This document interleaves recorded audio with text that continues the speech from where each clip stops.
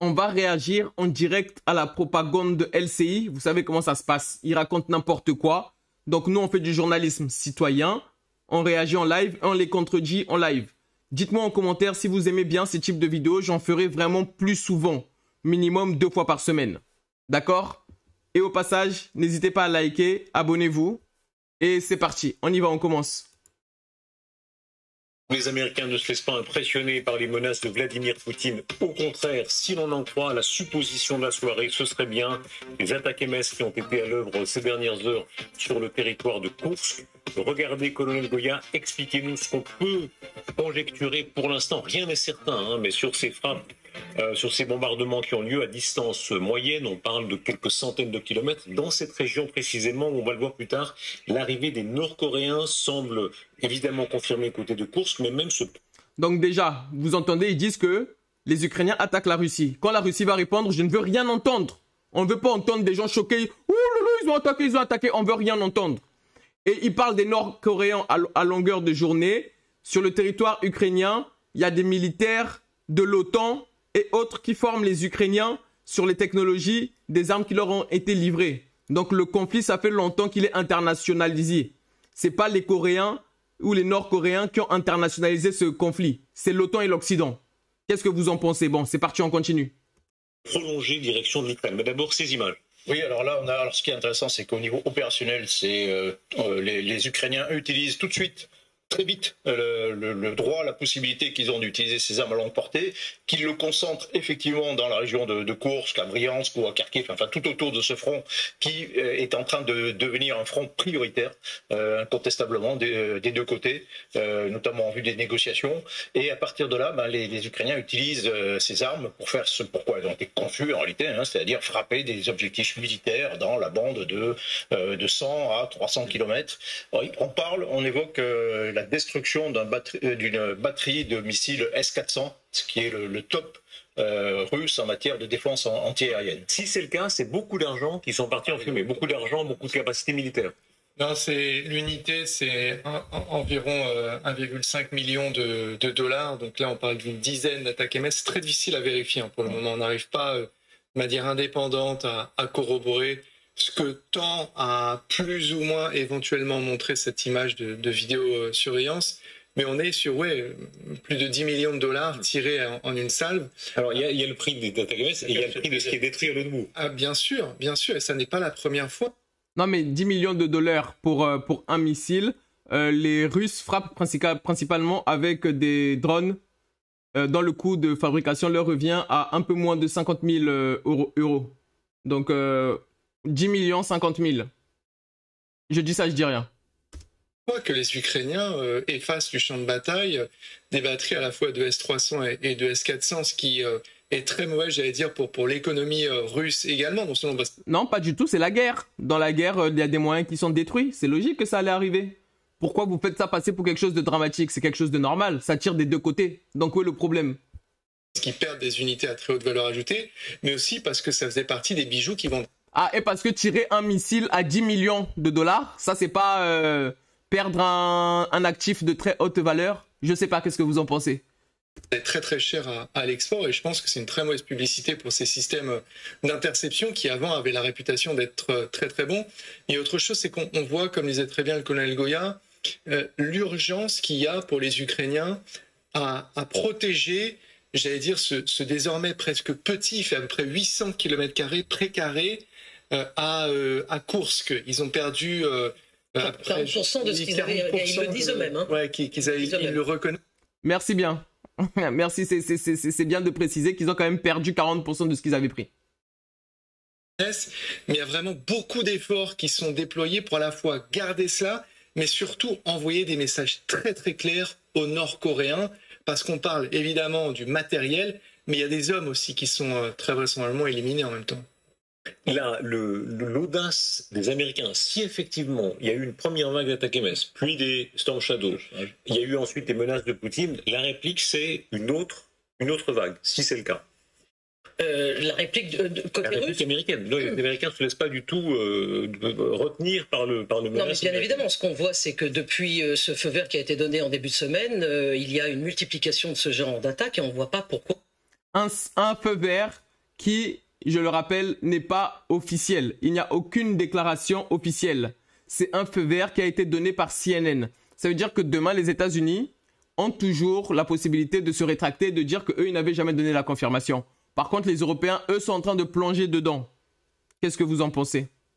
Pourquoi ça s'arrêterait? Ça n'a aucune raison de s'arrêter. Et donc de l'autre côté, c'est-à-dire côté russe, on va sans doute voir aussi se répéter ce qui s'est passé en milieu de semaine, c'est-à-dire une réplique russe avec un missile inconnu et qui a été dont Vladimir Poutine a fait la publicité le soir même, après une journée où il y avait eu beaucoup de confusion sur quelle était la nature même du missile qui avait été envoyé. C'est-à-dire que le monde entier pensait qu'il s'agissait d'un missile balistique intercontinental. Il faut dire les choses une fois de plus. La présidence ukrainienne l'avait dit et ça n'était pas cela. Les commentateurs se sont un peu trompés une fois de plus, c'est-à-dire on s'attendait à ce qu'au fond...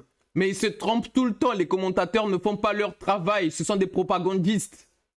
Tout le monde attend Trump, hein, c'est ce qu'on entendait beaucoup, tout le monde attend Trump. Là, visiblement, peut-être qu'on attend Trump, mais c'est une manière très active de l'attendre, disons. Hein. Oui, c'est le moins que l'on puisse dire. Ce qu'on ne sait pas, c'est si ce genre d'offensive se fait ou non avec l'accord de Trump, puisque celui-ci n'a toujours pas réagi officiellement à la décision qu'on prête à Joe Biden. Mais qu'est-ce que vous racontez? Il n'est pas encore président. Il rentre en fonction en janvier. C'est normal qu'il ne réagisse pas. Il ne va pas parler alors que ce n'est pas encore lui qui occupe le poste. Il y a encore Joe Biden qui attaque le poste. Là, vous dites clairement de la merde. C'est pas à Trump de parler, là. C'est à Joe Biden de parler. Biden d'avoir autorisé les attaques MS. Une autorisation qui nous a été transmise par CNN. Il n'y a aucun document officiel qui prouve cette autorisation. Ce n'est que la voix de CNN. Donc demain, les Américains peuvent toujours dire qu'eux, ils n'ont rien dit. Mais il n'est pas exclu que Trump s'y retrouve, parce que ces frappes successives, ça montre que les Américains ne se laissent pas intimider, et que même si Trump veut faire la paix et mettre fin à cette guerre en 48 heures, a-t-il promis, ça ne se fera pas au prix d'un chèque en blanc à la Russie. Et donc cette démonstration de force avec ce missile dont parlait Aniva à l'instant, ça n'a pas fonctionné. C'est la preuve que les Américains, comme souvent, ils y vont avec retard, mais une fois qu'ils ont franchi un palier... Ça n'a pas fonctionné. Ils ont montré qu'ils peuvent le faire s'ils le veulent. Donc, quand ils vont le faire, on ne veut pas vous entendre vous plaire, parce que vous poussez le bouchon. Donc, quand ils vont frapper vraiment avec des vraies charges, le missile, je vous rappelle, c'est du Mach 10, hein, c'est du Mach 10, hein. 3 km en 1 seconde. Vous l'entendez, il vous a déjà tué. Le moment où vous l'entendez, ça veut dire que c'est fini. Il ne faudra pas vous plaindre. Il n'y a aucun système de défense pour arrêter ce type de missile. Les Houthis l'ont montré quand ils ont tiré sur Israël. Avec tous les systèmes de défense, on croyait que le dôme de fer là-bas, c'était le système de défense le plus abouti. Pourtant, le petit missile intercontinental des Houthis est passé. Maintenant, tous les gros de la Russie là, vous croyez que vous allez arrêter ça ? Dans leur aide à l'Ukraine, ils ne reculent pas. On entendra un peu plus tard dans l'émission, c'est en train de tomber des déclarations de Mike Waltz, qui est un homme très important auprès de Trump, c'est le conseiller à la sécurité nationale, qui va exactement dans le sens que vous dites, c'est-à-dire tout ça, il dit qu'il faut que ce soit très maîtrisé. Hein. Il ne faut pas non plus que les gens pensent qu'on joue une administration contre l'autre. Ça laisse entendre qu'il y a une forme de consensus. Oui, ce qui est un petit peu étonnant en fait, parce qu'on serait attendu à ce que Trump critique tout ce qui est fait par Joe Biden, qu'il a accusé en même temps de faiblesse. Et non, là, au contraire, à quelques semaines du changement de... Mais Trump, il a dit, MAGA c'est Trump, Make America Great Again, qu'il le veuille ou pas. C'est Biden qui représente les États-Unis. Demain, ça va être lui, mais il n'a pas envie d'aller à l'encontre des intérêts américains. Lui, il dit America first. Donc, il fera d'abord et toujours passer les intérêts de l'Amérique avant. Pas comme les Européens qui font passer les intérêts des États-Unis avant ceux de l'Europe. De présidence, il prend une décision qu'il aurait pu prendre bien longtemps avant. Est-ce qu'il y a une prise de risque selon vous? C'est-à-dire, l'administration Biden, là, est-ce qu'elle prend un risque objectivement? Si elle a un soutien tacite de Trump, un peu moins, je veux dire, tout le monde part du principe que Poutine bluffe. Il y avait un article dans la presse britannique en disant... C'est les véritables bluffeurs, comme on l'a compris, je pense que c'est les États-Unis. Les États-Unis, les Américains sont des joueurs de poker. Ils bluffent. Les Russes sont des joueurs d'échecs et les Chinois sont des joueurs de Go. Les Russes avancent toujours avec une stratégie. Dès que Poutine a commencé cette guerre, il savait très bien où il allait. Son coup d'après était déjà joué. Les bluffeurs, ce sont les Américains qui se faisait passer pour la première puissance mondiale, mais là, on voit tout ce qui n'arrive pas en Ukraine. Oui, il bluffe jusqu'à ce qu'il ne bluffe plus. Mais je pense que néanmoins, personne ne pense qu'il va recourir à l'arme nucléaire. Et ce type de missile, en réalité... Personne ne pense. Comment vous pouvez en être sûr?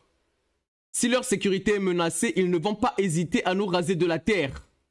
Hypersonique, il y en a déjà eu, enfin, d'abord il y a les Israéliens. Il n'est pas si nouveau que ça, c'est ça. Et puis il n'est pas si nouveau que ça non plus, et puis il y avait eu ce qu'on appelait les armes du manège, c'est-à-dire les armes hypersoniques que personne ne pouvait arrêter, il s'en était vanté déjà juste avant son élection en 2018. Donc, bon, il persiste là-dedans, mais encore une fois, c'est pas parce qu'il y a une capacité nucléaire que nécessairement ça sera une frappe nucléaire. Non, mais il paraît évident que Vladimir Poutine a voulu marquer le coup après ce qui s'est passé cette semaine, après cette autorisation émanant justement de l'administration Biden, tardivement, mais qui est quand même arrivée, et que ces menaces de Vladimir Poutine apocalyptiques vont se multiplier. Il n'y a aucune raison pour que... Parce que Poutine aussi, il attend l'arrivée de Trump.